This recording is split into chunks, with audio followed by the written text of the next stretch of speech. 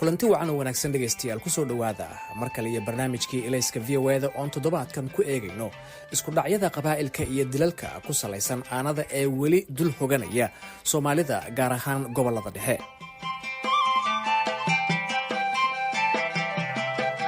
gobollada bartamaha Soomaaliya oo ah dhul qani ku ah taariikhda iyo dhaqanka Soomaalida waxaa dhinaca kale loogu dowgalay colaado sokeeye iyo aana qabiil oo muddo dheer ka dhex jirtay bulsho dhaxal iyo dherer wadaag ah. isku dhacyada qabaa'ilka iyo kala aargoosashada ayaa dhaawacyo waaweyn ku reebay samayska iyo dunta Soomaalida, taasoo ka hor istaagtay horumar kasta oo ay bulshadu gaari lahayd. dhacdooyinkii ugu dambeeyey ee aanooyinka qabiilka la xiriira waxaa ka mid ahaa bishii Sebtembar ee sanadkii tagay ee 2023 waxaa magaalada Gaalkacyo lagu dilay dhakhtar da'yar oo lagu magacaabi jiray Zakariya Cabdi oo aana qabiil loo dilay, waxaana ka dhashay in dhaqaatiirta magaalada Gaalkacyo ay shaqo joojin 3 maalmood sameeyaan aaskiisa kadib. bishii December ee sanadkii tagay rag hubaysan ayaa 2 wiil oo walaalo ah oo kala ahaa dhakhtar iyo macallin dugsi ku dilay gurigooda deegaan qiyaastii 40 kilomitir bariga kaga beegan magaalada Guriceel ee gobolka Galguduud. bishii Maarso ee sanadka 2024 magaalada Gaalkacyo waxaa lagu dilay wiil dhalinyaro ah oo lagu magacaabi jiray Cali Ciid. bisha May 17keediina sanadka 2024 maleeshiyo beeleed hubaysan ayaa wiil yar oo 12 sano jir ah ku dilay deegaan hoostaga degmada Cabudwaaq ee gobolka Galguduud. toddobaad ka hor dilka wiilka waxaa isna dil aad looga falceliyey oo baraha bulshada lagu faafiyey loogu geystay agaarka degmada Galdogob nin la sheegay inuu dhimirka ka xanuunsanayay oo ay jihadu ka qasantay. inkastoo talaabooyin loo qaaday sidii dilalka loo yareyn lahaa, haddana ma muuqdo isbeddel weyn oo ka dhashay gaar ahaan dhulka miyiga ah. Cabdulaahi Saciid Faarax waa gudoomiyaha golaha guurtida degmada Cabudwaaq ee gobolka Galguduud oo ay dhibaatada aanooyinka qabiilka ku soo noqnoqotay. qadka taleefanka ee Cabudwaaq ayaan kula xiriiray. waxay nagu hayaan waxaan caqli bilaaban qaadan karin oo caqliga bilaadanka ka fog dad iska dilaya aanooyinka qabiilka waa jiraan. howlahaas inta badan oo aad moodid haddana in sidii dowladnimo iyo awood dowladeed wax uga qaban jirtay loola yahay oo aan hadda ayaan booskeedii gaarsiisnayn baa ka jirta meeshaan hadda aan ku nool nahay oo degmada Cabudwaaq iyo wixii la hareera ah oo hadda gobolada oo dhanba waa laba mid wax hadda kala bedelan oo kala macno badan inta jiraan. Cabdulaahi Saciid Faarax ayaa ka waramaya nooca dadka aanooyinka qabiil ay dhex maraan. walaalo dadka Soomaaliyeed iyagoo kulligood walaalo ah oo dad wada dhashay haddana waxay ka seexan jiraan gobolada dhexe dadka degan waa dad wada dhashay kaliya abtigii iyo seedigii kulli waxa bay isku yihiin ehliyada oo islaamnimada ka sokaysay wadaagaan dad kulligood isku wada xiran weeye oo qof walba qofka kale wax la yahay weeye. wax aan la yaabnay oo aan weligeed dhicin oo markii hore iyadoo la biridayo oo dadka dhextaal laga xishoon jiray baa waxay yihiin caruur yar yar ah oo 10 jir aan gaarin 4 jir 5 jir 6 jir haween la leynayo oo inta waliba la qabto xabad madaxa lagala dhacayo. waxay ka dhacaan gobolada dhexe hadda wax ku cusub bulshada Soomaaliyeed iyo gobolada dhexe iyo maqalka bilaadanka wixii noogu dambeeyo aan la yaabnaa waxyaalahaas ka mid ah. sidoo kale waxaan qadka taleefanka ee Cabudwaaq aan kula xiriiray Iraado Maxamed Cigaal oo ah gudoomiyaha ururka haweenka ee Cabudwaaq. waxay ka waramaysaa dareenkeeda ku aadan aanooyinka qabiilka. awalan assalaamu calaykum waraxmatullaahi wabarakaatu. aad baan kugu salaamayaa Maxamed Caad Xasan iyo dhammaan bahda VOA waan salaamayaa. saamaynta ay nagu leedahay lama soo koobi karo. annaga haddii wiilku wax dilo leh dhibaatadii gurigii bay gaaraysaa. gabadhii waa hooyo baa dhashay, kii kaloo muxuu ahay la dilayna waa hooyaa dhashay. marka kolley saamaynta ay nagu yeelato haween ahaan wax lasoo koobi kara maaha. waxaan saron karaa wadnahanagi ama beerkanagi maalba qayb baa go-aysan saron karaa sida maaragtay colaaduhu ay u socdaan markaan fiirino. Iraada ayaa ka waramaysa foolxumada kala aargoosashada iyo beegsiga dadka indhaha u ah bulshada. wiil maantay noolaa oo deegaankii joogay oo shaqaynayay oo araha oo kii wax qaban lahaa deegaanka ku qaban lahaa ayaa muxuu ahay waxaa la suubinayaa mid baa wuxuu leeyahay xilliga noocaasa ama walaalkii la dilay ama haddii lagu ninkaanu ma dilin waxba uma geysanin. marka dhacdooyinka anaga na damqa oo aniga khaasaan damca 1 2 3 maaha aad bay u badan yihiin. waxa weeye qof baa wax geysanaya, qofkii markii wax geystay waxaa leeyahay qofkaasi uma qalmo hebel baa leeyahay. sidaa daraadeed waxaa la raadsanayaa shaksiga keliya oo dad laga yaaba hogaamiye inuu yahay oo ganacsado ah oo boqolaal qof biila iyo wixii lamid ah ama madaxaa la raadsanaya. laguma qancayo qofkan gacan ku dhiiglaha asoo inta geysa asaga in la raadsanayo. waxaa lagu qancayaa qof muhiima oo bulshada indhaheediya in la helo. axmed ciise falagle waa wasiirkii hore ee warfaafinta ee galmudug, haatanna waa la taliyaha madaxweynaha galmudug ee arrimaha bulshada. waxaan weydiiyey dhibaatada ay arrintan kale argoosiga ku hayso gobolka. xanuun wallaahi waxay nagu haysaa aad u sarreeya, weliba xanuunka waxaa kasii xoog badan oo sii xanuujinaya qaababka dadka loo waxyeeleynayo ma aha qaababkii dariiqooda la yaqiinay. dadku waxay u diriri jireen beelo iyo aana qabiil iyo haatan waxaa socday 80% iyo ka badan waa waxaan lagu tilmaami jiray aana qabiil. waa bahalo haddii ilaahay ku dhow yahay dad la bireynayo wax loo bireeyay aan la aqoonin, qaab wajahan oo jahawareerina weeye. marka jahawareerkaas ayaa hadda jira oo ka xoog batay wixii dhaqanka ahaa ee dagaalka qabiilada. wasiirka warfaafinta ee galmudug abshir cabdi shiiqow ayaa aaminsan in al-shabaab ay ku lug leedahay dilalka soo kordhay. waxaa aada u soo kordhay weji ku cusub oo ah in nimankan argagixisada al-shabaabka ay faragelin badan kusoo sameeyeen qabaa'ilaadka si ayagu ay ugu badbaadaan dhexdooda. oo maaragtay arrintaas oo aad waayihii ugu dambeeyey shirarada amniga iyo lagu falanqaynayay. colaadahan beelaha dhexdooda ah waxaa sii huraya tabashooyin aan waxba laga qaban iyo dadka oo markii ay cadaaladda waayaan doonaya inay iyaga gacantooda ku fuliyaan, sida uu qabo cabdiraxmaan daahir guure, wasiir ku-xigeenka arrimaha gudaha ee maamulka hirshabelle. laakiin waa ogta hadda meeshaan nimanka nabadiidka 15 sano haysteen deegaankaas oo dhan dhulkaas oo dhan mataqaanaa markii ayagu gacanta ku haayeen dadka ayaga dili jiray. dadku marka hadda waxay fursad u heleen inay xor noqdaan, ay isdhex galaan, ay qoryihii ay kula dirireen shabaabka haystaan. dowladuna hadda weli waxay la diriraysaa argagixisada weli ma amnigii si toosa meelaha qaarkood ugama fargelin. laakiin dagaalka qabiilka waxay ugu yaab badnaayeen markii deegaanka shabeellada dhexe meel kamid ilaa 40 guri la gubay aan tegey oo aan u tegey farmashiyihii, dukaankii, ganacsigii, raashinkii oo dabku u baabi'iyey oo dadkii deganayna ay banaanka ka joogaan. tiro kooban oo dhalinyaro ah waxaa sameeyeen sababtay u sameeyeen ayna aqoonin. way iska tahay hab qabiil dhacdo markay dhacdane dadku weli lama falgelin ay dacwadaan ee maxkamadaha ee saldhigyada tagaan inay gacmahooda sharciga ku fuliyaan ay rabaan oo kala aarsadaan ayagoo reeraysan. colaadaha beelaha ee Soomaaliya ayaa loo kala qaybiyaa kuwo siyaasadii ay ka dambayso iyo kuwo ku salaysan daaqa xoolaha iyo hanaanka dhaqanka ee bulshooyinka wada nool, sida uu sharaxayo Professor Yaxye Sheekh Caamir oo aan qadka telefoonka kula xiriiray isagoo ku sugan magaalada Nairobi. waxaan isdilka Soomaalidu waa wax weligeed soo jiri jiray oo aana qabiil iyo isku dilaan jid iyo xoolo la dhacay iyo ceelal iyo waxaas ahayd. saameyn kuma lahayn magaalooyinka, saameyn kuma lahayn siyaasadda. si fudud loo xalli jiray oo odayaasha xalli jiray. qaanuun dhaqanna waa jiray oo dad bermageytanayna oo la taabana waa jiray.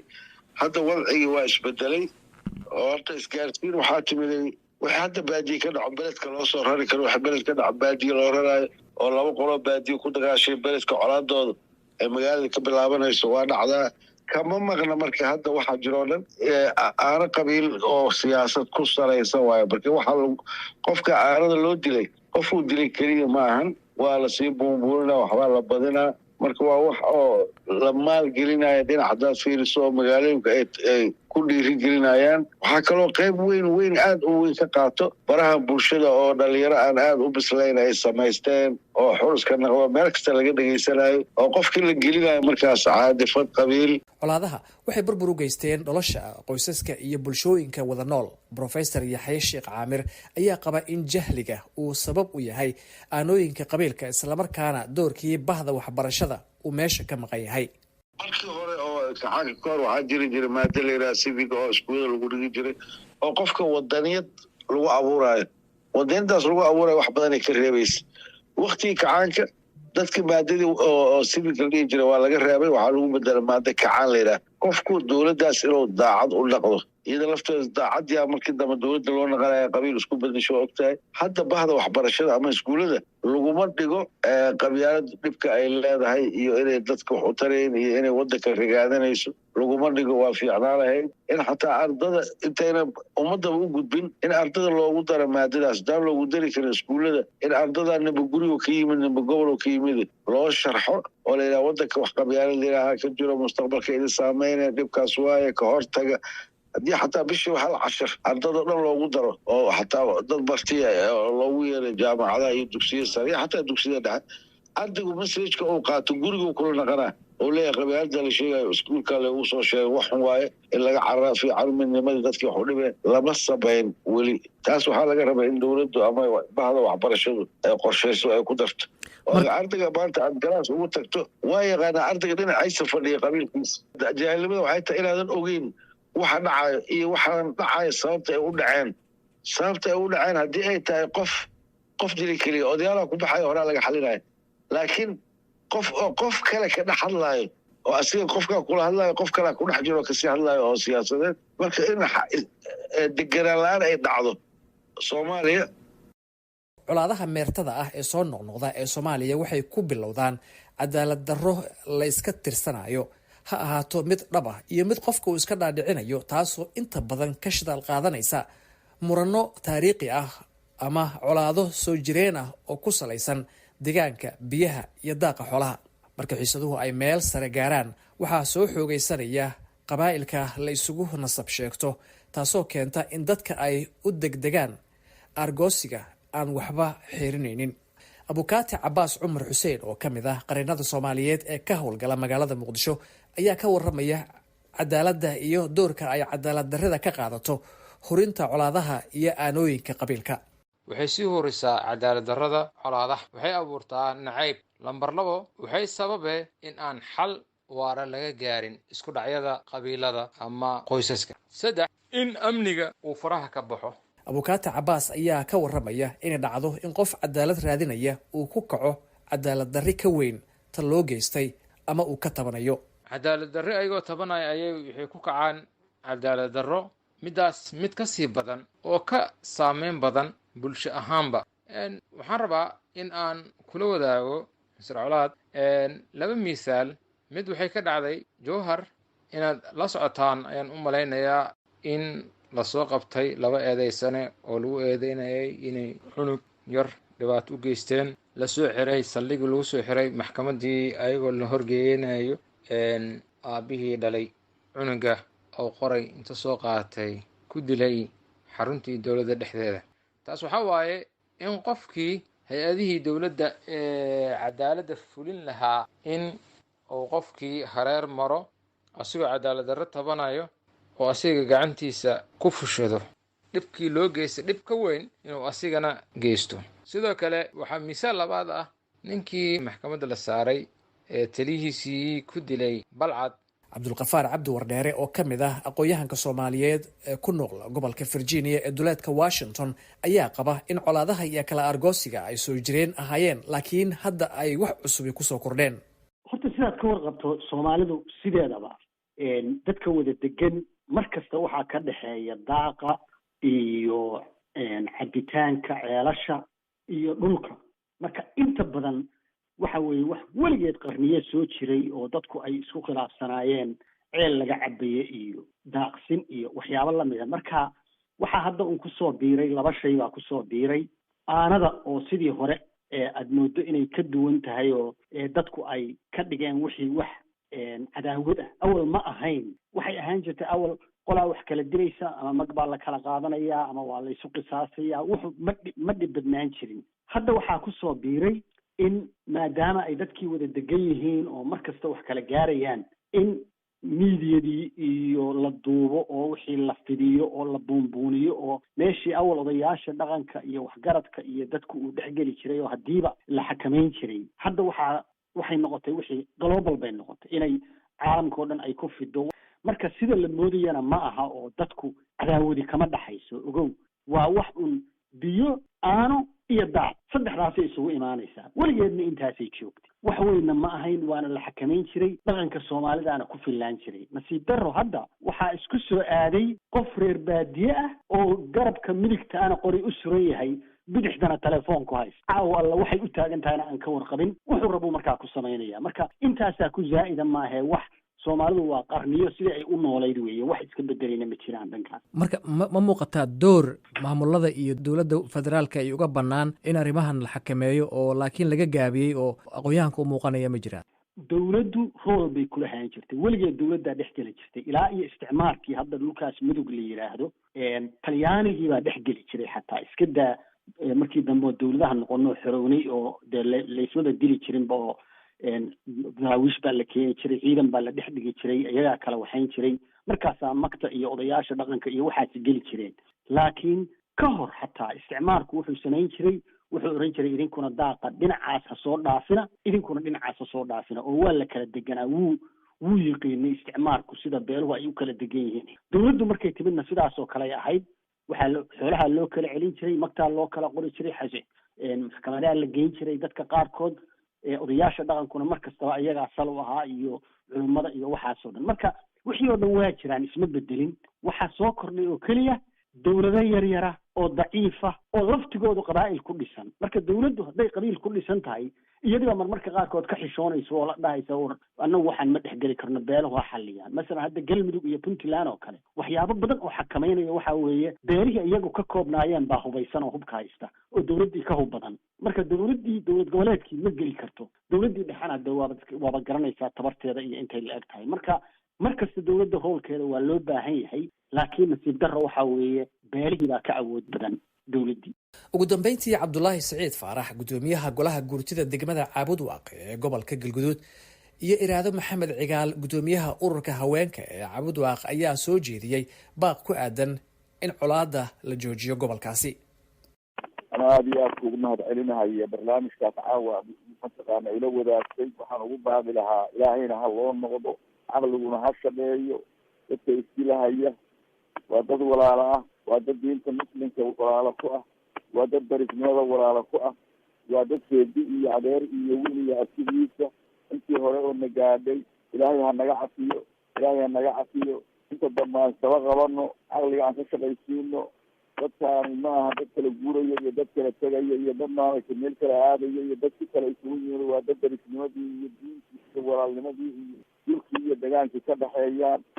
waxay naga khasaarayna aynu mataqaanaa ilaahay uga tababkeeno waxa dambena aan isaba qabano sidaasaan ugu baaqaya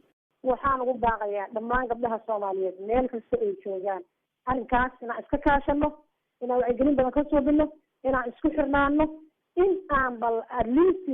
qaab aan maaragtay wacyigelin hadda anaga qoriga afkiisa ma qaban karno laakiin waxaan suubin karnaa inaan wacyigelin suubino inaan goobaha colaada aan maaragtay ka jirto aan tagno inaan wiilashanada wacyigelino in aan bal u sheegno war qofku hadduu gacan ku dhiigla asaa gacan ku dhiigla ahe keen wax noo taraya kan wax noo taraya ha naga maranina aan idhaahno aad intaasaan ugu baaqaya dhegaystayaal waxaa nagu xusuusinah inaanu la xiriirnay wasaaradaha warfaafinta arrimaha gudaha iyo cadaaladda iyo dib u heshiisiinta ee dowladda federaalk ee soomaaliya si aan arrimahan wax uga weydiino hase yeeshee aanaynu suuragelin intaas ayaan kusoo koobaynaa dhegaystayaal barnaamijkii ilayska v o eda oo aan toddobaadkan kusoo qaadanay isku dhacyada iyo kala aargoosashada qabaa'ilka soomaaliyeed gaar ahaan bartamaha soomaaliya barnaamijyadeena soo socda waxaad ku dhagaysan doontaan iscafinta iyo doorka ay ka qaadan karto xalinta mushkiladaha bulshada inta ka horeysa waa maxamed colaad xasan oo idinku dhaafaya sidaa iyo nabadgelyo